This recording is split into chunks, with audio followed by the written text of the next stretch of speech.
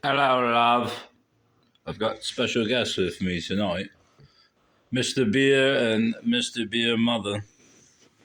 And we also have another special guest with our books that we bought just recently. Oh, look. Arizona RX Man. Figure I can sell this bitch for like $50 on eBay. Pretty cool, huh? Alright, let's look. Don't fall, mate. Let's look inside. What's this say? Matt and Karen. Oh, fuck them. Let's see what books we got, love. These are from the Salivanian Army. That's going to be a problem right there. All right, let's put a big book up first. Jermaine Greer, The Obstacle Race. That was a fucking stroke moment. Speaking of strokes.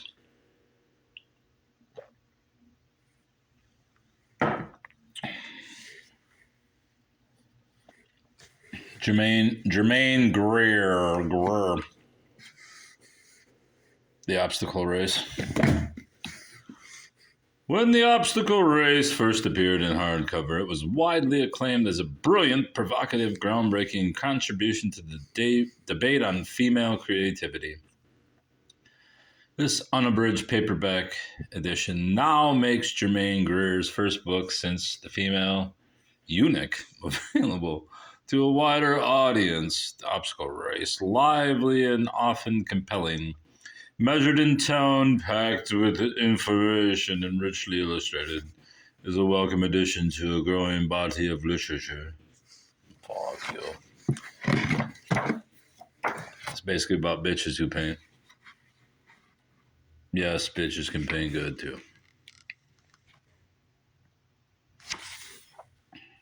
Is that the Habsburg chin I just saw there? Not quite. I said Habsburg. Habsburg. The fortunes of women painters and their work. Is there anybody that's family, love, the illusion of success, humiliation, dimension, primitivism, the disappearing oeuvre. No, it's oeuvre, isn't it? Oeuvre. I think it's oeuvre. All right, on to the next book. Love's Pagan Heart. Look at that pagan bitch. She's got nice hair, though. Look at this guy. Listen to this cock talking about my woman. Is this so sad? Who's this? Is that the same woman?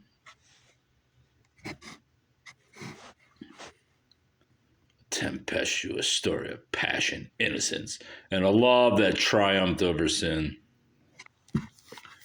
Obviously, I only get books that are about pagans, witches, bitches, ghosts, and the things.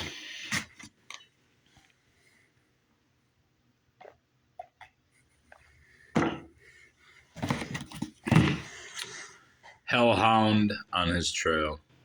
The electrifying account of the largest manhunt in American history. American history, Hampton Sides.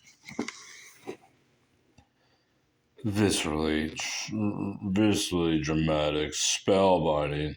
Both Dr. King and Ray come to life in these remarkable pages. What are we looking for? Oh, it's about James Earl Ray. I did not know that. I didn't even know there was a manhunt for him. That's my white privilege showing. All right, this book is literally falling apart. Coroner Thomas Noguchi. I have to open it up. Noguchi. Dr. Thomas Noguchi is the brilliant and controversial coroner who, as chief medical examiner of Los Angeles, not the one in Los Angeles, County, made headlines in his battle with press and bureaucrats alike. to preserve the independence of the coroner's office. And tell it like it is. He is the trailblazing forensic pathologist. The spine is broken. The binding is split. Noguchi is hit, and Sharon Tate has been split. Mass disasters. A passion for science. Is Patty Hearst in there? In my memory, as I write, there is a montage of tragic scenes. The body of the beautiful Marilyn Monroe. She wasn't beautiful. Her hand outstretched in death toward the telephone by her bed. Robert F. Kennedy, so vibrant and active in life, felled by an assassin's bullet, CIA, in a hotel kitchen. The grim scene at the secluded estate in Bel Air, where the pregnant Sharon Tate lay brutally massacred. The wastebasket in the hotel room where Janis Joplin met her death. I wouldn't say she met it, she ran neckward towards it.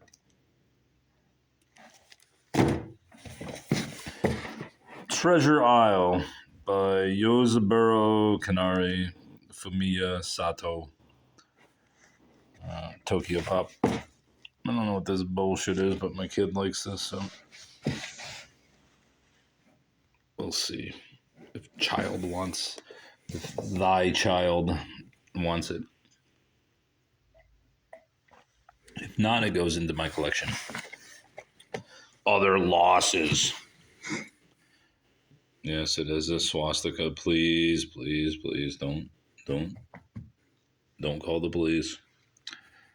The American and French armies caused about 1 million German prisoners of war to die starting in April 1945. The deaths were officially listed as other losses by James Bach. Or is it Baku? Or is it Backy? Yeah. American forces and British forces murdered tons of Nazis.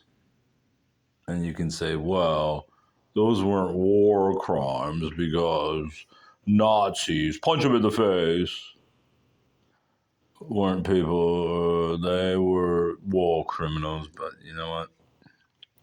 As you're seeing with stormtroopers in Ukraine, if you don't go to war, the Nazis put you on a tree or in front of a firing squad and kill you if you don't go to war for them.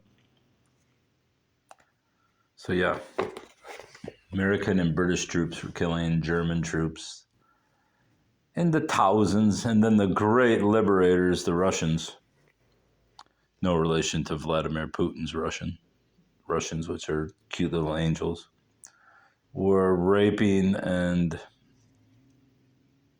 brutalizing Holocaust survivors. Our great buddies, Russia. Which is funny because we were great buddies with Russia when Stalin was killing 50 million people. 50 to 100 million people, but not friends with latter-day Russia, which has accepted mixed economy statism and whatever the fuck New World Order bullshit's going on. Except there's one thing. Putin doesn't kiss the ring of Soros. So they don't like him and they've got to go. Even though Russia, going back to the Soviet Union days, has attempted to join NATO, a Nazi organization, by the way, since about, 1939? I'm just guessing. It's in the 30s or 40s. Maybe earlier. I don't even know when NATO was founded, probably the 40s. Anyway, they've been trying to join for about 75 years, and America always says no. Them and Great Britain.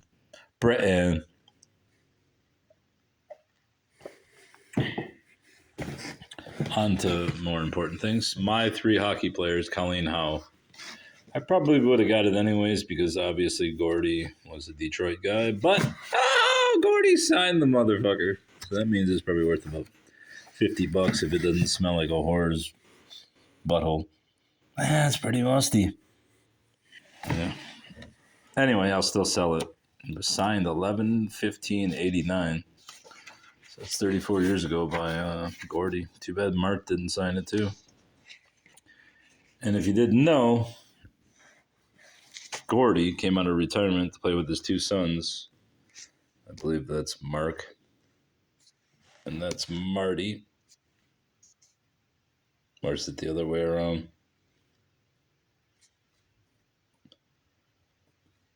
I think that might be Marty. That might be Marty and that might be Mark. Either way, he went to play with them at the Houston Aeros. And then they either were traded or the Aeros became the Hartford Whalers, and then they joined the NHL, blah, blah, blah. Mark became a Hall of Fame player, and Marty fizzled out. Anyway, this book's probably worth $25-$50 just because it's autographed, which a couple of the books I have tonight are. Yeah, that's a pretty stinky book. I don't know if anyone will pay for it, even with the autograph. Now, I don't know who Andy Cohen is. I'd heard of this fucker before. I know he's on TV or some fucking Netflix show or some bullshit. Or he's some metrosexual. But a year in the whirlwind life of pop impresario Andy Cohen. In his own cheeky, candid, and irreverent words. As a TV producer and the host of the Smash late night show, Watch What Happens Live. Andy Cohen, blah, blah. I knew he was on television. Anyways, the point is, Andy signed this shitty book, so I bought it. And if I can sell it for even $15, $20, I shall take it. And you never know. There may be money in here. Money. Gold medallions. While I was... I'm sorry for yelling. Let me refill this drink. Oh, shit. It's going to be a difficult one. Fuck. We shall fill it. No, I'm not trying to be cool. The shit's just going flat, so you must drink it. It's still got little suds. No, I'm using the excuse of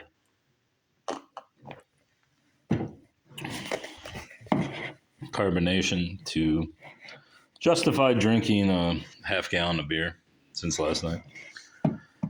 Hemingway in Love, The Untold Story.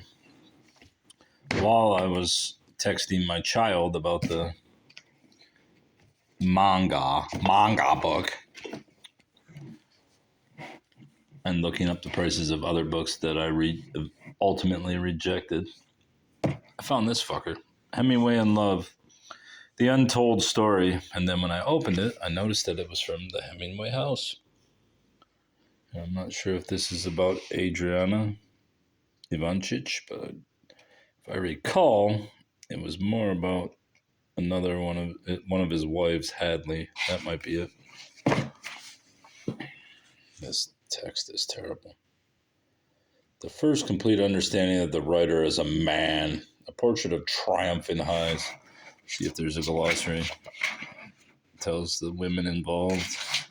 I assume it's about all the women that he loved and not just Hadley, but almost all the mentions I've seen so far are about Hadley. And to be honest with you, I don't know anything about Hadley. Is there photos in here? Oh, there's the thing about the African plane crash. The untold... Wait, there's an untold story about Hemingway in Love.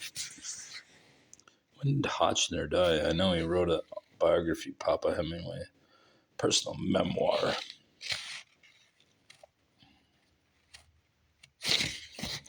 When was this son bitch written?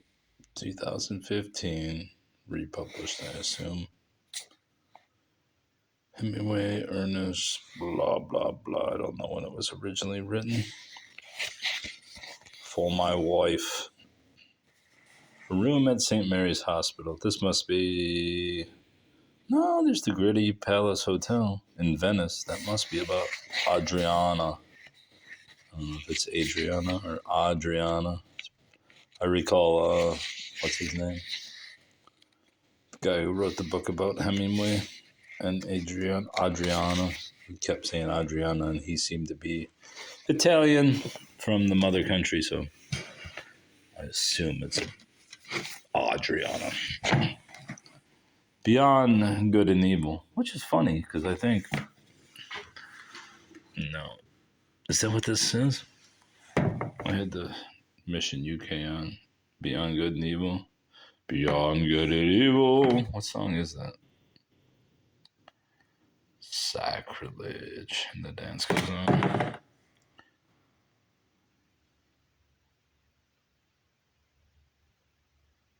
Maybe that was from Let Sleeping Dogs Die. Either way, this guy's the fucking cliche machine of all time. This wannabe Andrew Aldrich. Let's see if he says Beyond Good and Evil. Yeah, this thing has a fucking definite 33 and a third is more like 30 and 3/4. Wow. What song says Beyond Good and Evil? I don't believe it's this one. I think it's this first one. God no longer believe in God. Listen to that fucking twang dang doodle bullshit. I'm really turning this 15-minute video into a 25-minute or cheers. Yeah, I think the first fucking lines are Beyond Good and Evil.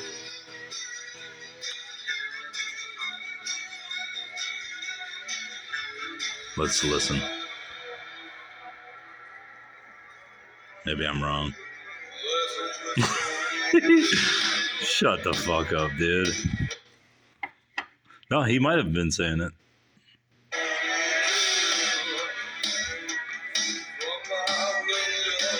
From my window, I can, and I can see enough to turn your ass off.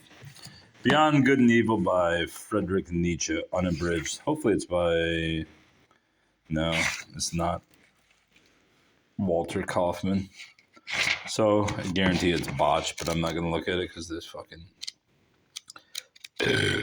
dim-witted bullshit. Anyway, another book on Nietzsche to go into the... This one I had to get. White Supremacy. Combat racism, change the world, and become a good ancestor. Here's the deal. She spelled cuck wrong. I believe it's a woman, Layla Saad. She spelled ancestor wrong, or cuck wrong. She spelled it ancestor, but she meant... What's this bitch got to say? As an East African, you're not even white. Or maybe she's telling us what we can do with our white supremacy. Elizabeth Gilbert says, buy this book for yourself, your family, your student. I bought it for the lols. Wow, Raffle Mall.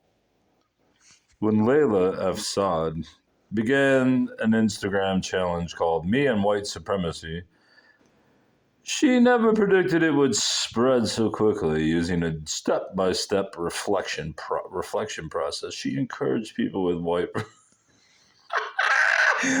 privilege, motherfucker. How could this world have got this stupid? Even the witch can't believe it. My God, what's going on here? Let's drink some beer. Of course, my white privilege won't allow me to see that I have white privilege. Oh, man. I want to read some of this shit. White privilege. How does anti-blackness against black children show up? Hang on. Let's see this bullshit. Why do you need to look at anti-blackness against black women? It is my belief that the rising and empowerment of black women is one of the biggest threats to white supremacy. Knowing this, white supremacy works particularly hard to stifle, undermine, marginalize, demonize, and harm black women. Keep her from harm. She's a national treasure. How can this exist? I mean, this is what happens before the fucking stormtroopers of death take you off to a gulag. I've been warning about this for 30 years. And it's almost come to fruition. And I literally could give a fuck less. I mean, yeah, there's going to be a police state. I mean, we're already in a police state, but it's really coming. First, they need to dehumanize people. Then they need to kill language. And then they just need to kill us. And they will. And that's okay, I guess. The Mystery of Iniquity by Richard Glenn. 666. Trust us. Our Christ is here. People of the planet Earth, beware. For somewhere in the dark shadows of this world lurks an extremely sinister man. And who will be more diabolical than Adolf Hitler? One who will soon step forth to rule the world as predicted by the Hebrew prophets of old. In this book, Richard Glenn extensively informs both biblically and secularly that the turbulent times of these 1990s, 30 years behind, buddy. I'm hoping this book's a cult classic of some sort, are ripe for the individual's sudden appearance on the world stage. That's Trump, buddy. Orange Man Black. I mean, the guy who went along with the greatest fucking travesty in the world when we were locked down for months and people ran and hid from each other.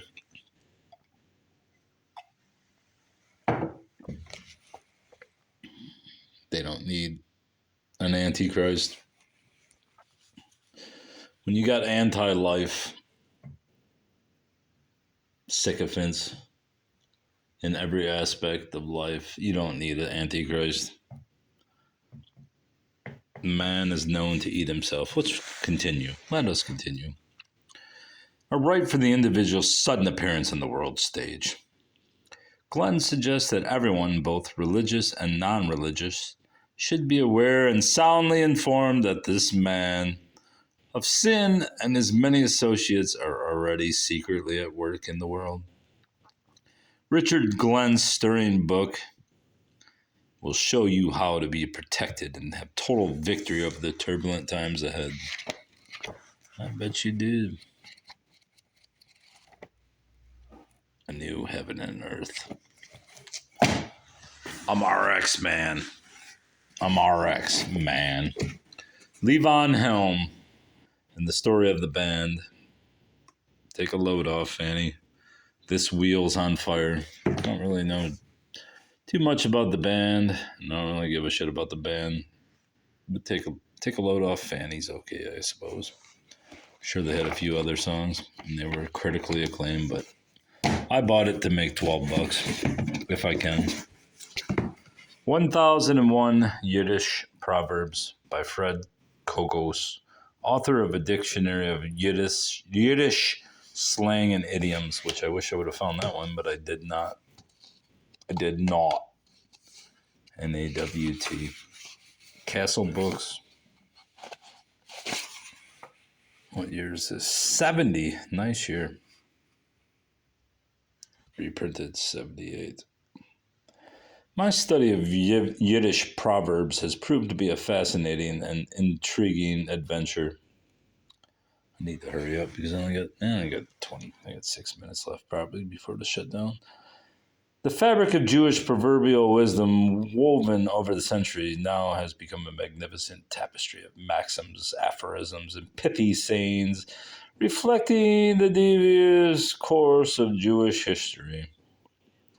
In it can be described the longings and the strivings, the trials and tribulations, the joys and griefs of the Jewish people. Anyway, so let's read a couple.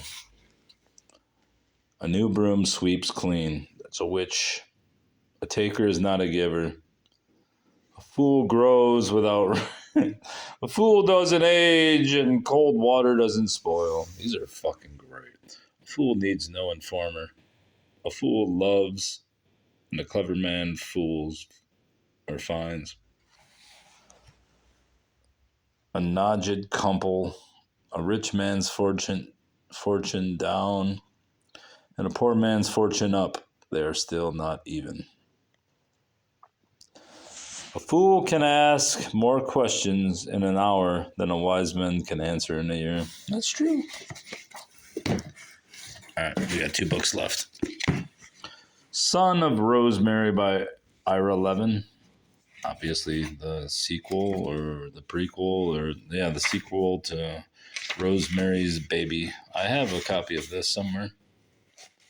I don't know if it's worth anything to me, a faro. I don't know if it's worth resale value or not, but I bought it anyways because I'm assuming it's in better condition than the copy that I have. And finally, Gregory Maguire, After Alice. Signed motherfucking copy. Barely. I don't think this has ever been read. I think it was purchased. What does that say? Gregory Maguire, After Alice. I've got a bunch of these books, and I've tried to collect the entire oeuvre of Maguire, of the fairy tale books, just so I could sell them for a higher price. And I'll eventually get them all. Continuing his tradition of rewriting fairy tales with an arch eye and offbeat point of view, Maguire turns his attentions to Lewis Carroll and Alice's Adventures in Wonderland, a brilliant and nicely off-kilter reading of the children's classic. Retrofitted for grown-ups and a lot of fun. I bet. A staggering feat of wordcraft. Maguire has recreated, renovated one of the great heroines in fantasy literature. A fiery, passionate, unforgettable, and ultimately tragic figure. Yeah, sounds like a real tragic figure. Let's go back to white fragility until this fucking... that's my sign. Give up. You've had too much beer.